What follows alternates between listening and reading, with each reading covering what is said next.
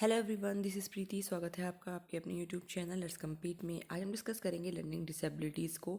Important topic होने वाला है आपके लिए सी टेट के पॉइंट ऑफ व्यू से और यूपी टेट के पॉइंट ऑफ व्यू से। लर्निंग डिसेबिलिटीज से हमेशा क्वेश्चन पूछे जाते हैं, तो बहुत सिंपल तरीके से हम डिस्कस करेंगे। चलो सबसे पहले डिस्कस करते हैं फर्स्ट लर्निंग डिसेबिलिटी, जो कि हमारी होगी डिसलेक्सिया। देखो, डिसलेक्सिया बेसिकली क्या है? एक डिफ़िकल्टी इन रीडिंग है। मतलब ऐसे स्टूडेंट्स को पढ़ने में प्रॉब्लम होती है, अक्षर को समझ नहीं पाते हैं, नंबर्स को समझ नहीं पाते हैं और इसी वजह से वो पढ़ नहीं पाता है। जैसे कि कुछ बच्चे जो डिसलेक्सिया से पीड़ित होते हैं वो एम और डब्ल्यू के बीच का डिफरेंस नहीं समझ पाएंगे, उनको एम और डब्ल्यू ऑलमोस्ट सेम ही लगेंगे। ऐसा ही कन्फ्यूजन उनको 6 एंड 9 में होता है। और सिर्फ ये दो ही पेयर नहीं है, इसके अलावा बहुत सारे अल्फ़ाबेट्स में उनको कन्फ्यूजन होता है। पी की जगह डी दिखाई देगा, ओ की जगह बी दिखाई देगा। इस तरीके से उनको अल्फ़ाबेट्स में कन्फ्यूजन होता है, तो पढ़ नहीं पाते हैं बिकॉज अल्फ़ाबेट्स की समझ नहीं होती है। तो ये है basic reading problems occurs when there is a difficulty in understanding the relationship between sound, letters and words के बीच में बच्चे संबंध नहीं बता पाते हैं। जब बच्चों को लेटर्स ही समझ में नहीं आएंगे तो ऑब्वियस सी बात है वर्ड्स कैसे समझ में आएंगे। ठीक है, तो ये होता है डिसलेक्सिया। बेसिकली डिसलेक्सिया, अगर आपने पिक्चर देखी है तारी ज़मीन पर, तो उसमें जो मेन किरदार है वो भी डिसलेक्सिया से पीड़ित होता है, उसको भी डिफ़िकल्टी इन रीडिंग होती है। चलिए, सेकेंड हमारा है डिसकैलकुलिया। डिसकैलकुलिया बेसिकली बेस्ड है कैलकुलेशन के ऊपर। जितनी भी मैथमेटिक्स से रिलेटेड प्रॉब्लम्स है, कैलकुलेशन है, वो बच्चे से नहीं हो पाती है, उसमें बच्चे को डिफ़िकल्टी होती है। तो it is difficulty in maths calculation, like calculation of addition, subtraction, multiplication, division, ETC. और ये सिर्फ मैथ्स मतलब किताबों वाला मैथ्स नहीं, अगर डे टू डे लाइफ में बात करो तो वहाँ भी उन लोगों को कैलकुलेशन करने में डिफ़िकल्टी होती है। एडिशन, सब्सट्रैक्शन, मल्टीप्लिकेशन, क्योंकि ये हमारे डे टू डे लाइफ में यूज़ होते हैं, तो इस तरह कोई भी कैलकुलेशन वो नहीं कर पाते हैं। तो बेसिकली मैथ्स से रिलेटेड प्रॉब्लम है डिसकैलकुलिया। चलिए, नेक्स्ट हमारी आती है डिसग्राफिया। देखो, डिसग्राफिया बेसिकली प्रॉब्लम है difficulty in writing. It is difficulty in writing. बच्चे लिख नहीं पाते हैं प्रॉपर तरीके से और ऐसे बच्चों की हैंड राइटिंग बहुत पुअर होती है और अल्फ़ाबेट्स की समझ उनको नहीं होती है। बेसिक राइटिंग डिसऑर्डर्स है, refers to physical difficulty forming words and letter. Words नहीं बना पाते हैं, लेटर्स नहीं बना पाते हैं। वही है कि अगर आप बोलोगे कि डी है तो बच्चे बी लिख देंगे, ठीक है, और एम है तो उसको बच्चे डब्ल्यू लिख देंगे। या फिर सिर्फ यही नहीं, बहुत सारे जो अल्फ़ाबेट्स हैं उनको प्रॉपर तरीके से वो लिख नहीं पाते हैं। और जब अल्फ़ाबेट ही नहीं लिखोगे तो आप वर्ड्स कैसे लिखोगे? फिर वर्ड्स नहीं लिख पाओगे तो सेंटेंस कैसे लिखोगे? तो ये चीज़ है। तो difficulty in writing is dysgraphia. Expressive writing disability indicate a struggle to organise thoughts on paper. मतलब ये है कि डिस्ग्राफिया में क्या है कि आप जब लिख ही नहीं पाते हो तो अपने थॉट्स को पेपर पे कैसे उतारोगे? आप जो सोच रहे हो वो लिख नहीं पाओगे। ठीक है, तो difficulty in writing is dysgraphia. अगर आपको वीडियो पसंद आती है तो प्लीज़ वीडियो को ज़्यादा से ज़्यादा लाइक करें, चैनल पे नए हैं तो चैनल को सब्सक्राइब करें और press the bell icon button, ताकि आपको हमारी वीडियो नोटिफिकेशन मिलती रहे। और प्लीज़ कमेंट करना ना भूलें। चलिए, नेक्स्ट हमारा आता है लर्निंग डिसेबिलिटी हमारी डिस्प्रैक्सिया। देखो, डिस्प्रैक्सिया बेसिकली क्या है?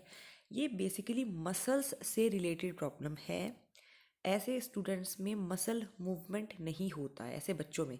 तो this type of disability refers to problem with movement. Movement से रिलेटेड प्रॉब्लम है and coordination in cutting, writing और gross motor skill such as running और जंपिंग, ईटीसी। देखो, कहने का मतलब ये है, इसमें बेसिकली मसल्स मूवमेंट की प्रॉब्लम है। जैसे मैंने अभी आपको बताया, तो आप क्या क्या चीज़ें नहीं कर पाओगे? आप लिख नहीं पाओगे, क्योंकि वहाँ पर भी आपकी हैंड मसल काम काम करती हैं।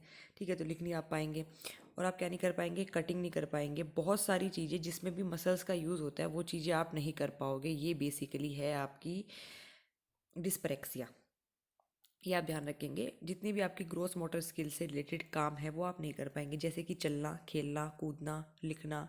ठीक है, तो ये सब चीज़ें हैं। तो मसल मूवमेंट की अगर प्रॉब्लम है, उसकी वजह से जो भी प्रॉब्लम आ रही है वो डिस्पैरेक्सिया के अंदर आती है। फिर हमारा आता है ADHD, attention deficiency hyper activity disorder. साफ पता चल रहा है, अटेंशन डेफिशिएंसी मतलब अटेंशन की कमी, हाइपर एक्टिविटी डिसऑर्डर और हाइपर एक्टिव होना वो होता है एडीएचडी। मतलब ऐसे बच्चे जो हैं अटेंशन नहीं ले पाते, मतलब बहुत लंबी तरीके से वो अटेंशन नहीं दे पाते किसी भी चीज़ के ऊपर और बहुत ज़्यादा हाइपर एक्टिव होते हैं चीज़ों में, बहुत ज़्यादा। यही वजह है कि वो अटेंशन नहीं दे पाते, मतलब ध्यान उनका केंद्रित नहीं होता है।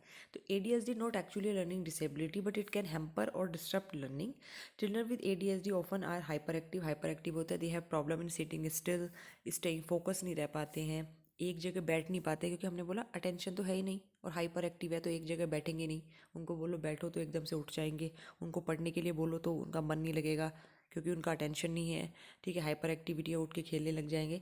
तो ये है ADHD, ठीक है। तो ऐसे लोग क्या होते हैं, एक जगह बैठ नहीं पाते हैं, फोकस नहीं हो पाते हैं, इंस्ट्रक्शन किसी के फॉलो नहीं कर पाते हैं, क्योंकि आपको सुनना ही नहीं है बेसिकली, ठीक है, अपने में ही रहना है, अपने हिसाब से चीज़ें करनी है। वो है ADHD, hyper activity attention deficiency hyper activity disorder.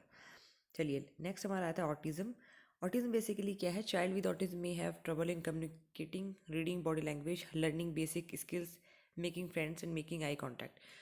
Autism में बेसिकली जो बच्चे होते हैं वो सोशल फोबिया होता है उनको, बेसिकली वो ज़्यादा क्राउड में रह नहीं पाते हैं, पहली चीज़ है। जब वो ज़्यादा क्राउड के बीच में रह नहीं पाएंगे तो कम्युनिकेट नहीं कर पाएंगे, बॉडी लैंग्वेज नहीं पढ़ पाएंगे लोगों की, ठीक है, और वो बेसिक स्किल्स नहीं बना पाएंगे।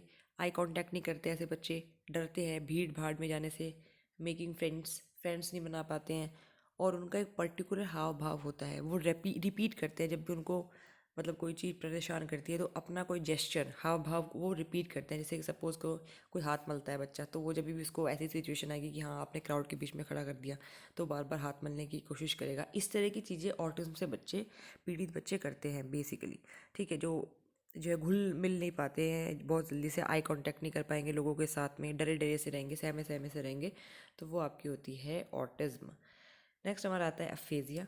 अफेजिया बेसिकली एक लैंग्वेज डिसऑर्डर है जो कि लोगों की कम्युनिकेशन की पावर को अफेक्ट करता है।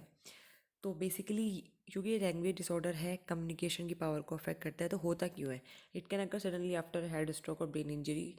ये जब ब्रेन के अंदर आपकी इंजरी हो या फिर हेड स्ट्रोक हो, तब बेसिकली आपको अफेजिया होता है, जिसकी वजह से आपकी जो है लैंग्वेज वाला पोर्शन दिमाग का काम करना बंद कर देता है, जिसकी वजह से आप कम्युनिकेट नहीं कर पाते हो। तो ये होता है आपका अफेजिया। तो this was all about learning disorder. I hope आपको वीडियो पसंद आई होगी। इससे पहले भी मैं लर्निंग डिसऑर्डर पढ़ा चुकी हूँ, वो आप प्लेलिस्ट में जाकर के देख सकते हो और डिटेल में आपको वो वीडियो मिल जाएगी, ठीक है। चलिए फिलहाल के लिए इतना ही, जल्दी मिलते हैं अगली वीडियो में, तब तक के लिए बाय बाय।